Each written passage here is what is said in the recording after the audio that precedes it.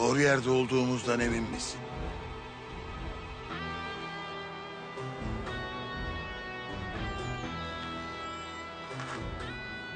İki arkadaşımızı öldüren alçak içeride. Bu herif yılan gibidir. Çok tehlikelidir. Dikkat edin. Zayiat olmasın. Kırımlı, siz arkaya. Sizler sağdan. Mecit, siz benimlesiniz.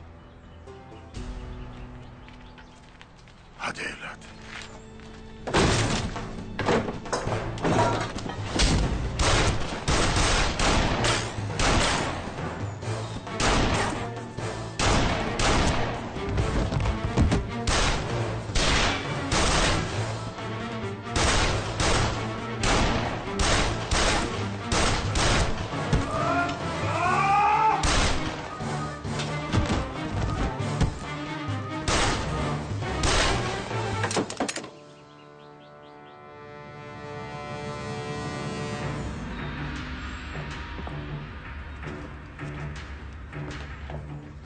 Kıpırdama alçak herif.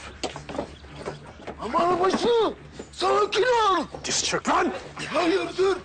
Uzun eşek oynayacaksak sen kazandın. Ben de mangır çok. Al mangırları, tak kanatları. Yürü! Ulan sen beni paranla satın alacağını mı zannediyorsun? Öldürdüğün adamların el kadar bebeleri vardı. Ne güzel işte.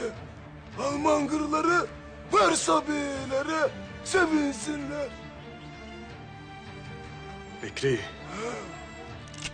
Son duanı et. Edeyim de. Kabul eder mi ki?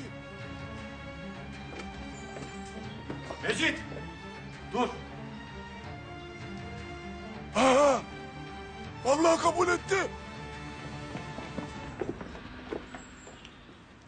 Ne oluyor? Mecit, ona ne yapacağımız seni alakadar etmez.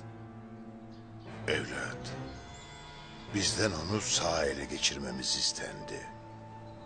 Bırak Mecit. Büyüklerimizin bir bildiği vardır.